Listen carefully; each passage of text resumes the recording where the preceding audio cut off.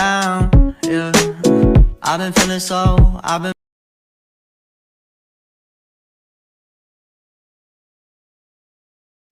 Objek dan kegunaan filsafat hukum Islam. Hukum Islam mengacu pada pandangan hukum yang bersifat teologis. Artinya, hukum Islam itu diciptakan karena ia mempunyai tujuan. Tujuan dari adanya hukum Islam adalah terciptanya kedamaian di dunia dan kebahagiaan di akhirat.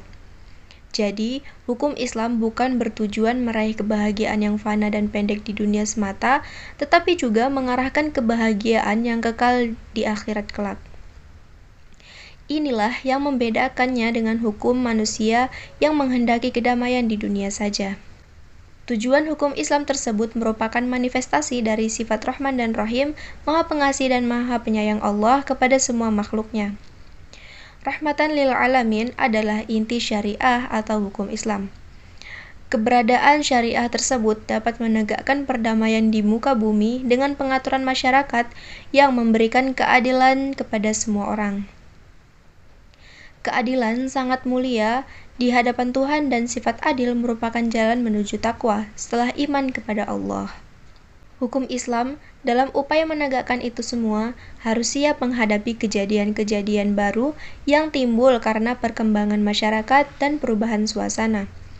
Oleh karena itu, pengkajian filsafat hukum Islam mutlak diperlukan.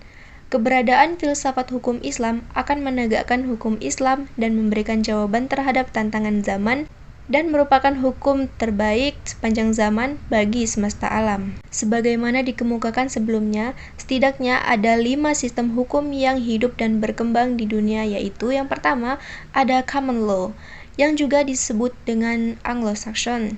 Yang kedua civil law, atau biasa disebut dengan Eropa kontinental. Yang ketiga custom law. Yang keempat Islamic law, dan yang kelima sistem hukum sosialis komunis. Manfaat studi filsafat hukum Islam adalah yang pertama, menjelaskan kajian filsafat hukum Islam akan memberikan pengetahuan hukum Islam secara utuh kepada ahli hukum Islam. Yang kedua, filsafat hukum Islam diperlukan untuk pengkajian secara mendalam terhadap hukum Islam. Yang ketiga, untuk mewujudkan hukum yang berkeadilan yang senantiasa sesuai dengan kondisi zaman. Yang keempat, pengkajian filsafat hukum Islam memungkinkan pemahaman Islam secara menyeluruh dengan ilmu-ilmu agama lainnya. Para ahli usul fikih, sebagaimana ahli filsafat hukum Islam, membagi filsafat hukum Islam kepada 2 rumusan yaitu yang pertama, filsafat tasyri' dan yang kedua, filsafat syariah. Filsafat tasyri' merupakan filsafat yang memancarkan ahli filsafat hukum Islam menguatkannya dan memeliharanya.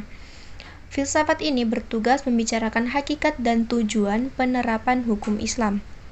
Filsafat tasyri' terbagi kepada yang pertama, da'aim al-ahkam atau dasar hukum Islam. Yang kedua, maba'di al-ahkam, prinsip-prinsip hukum Islam. Yang ketiga, usul al-ahkam, pokok-pokok hukum Islam atau maqadir al-ahkam, sumber-sumber hukum Islam.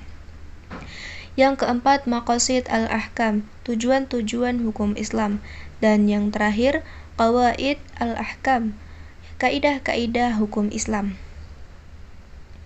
Dan yang terakhir adalah filsafat syariah.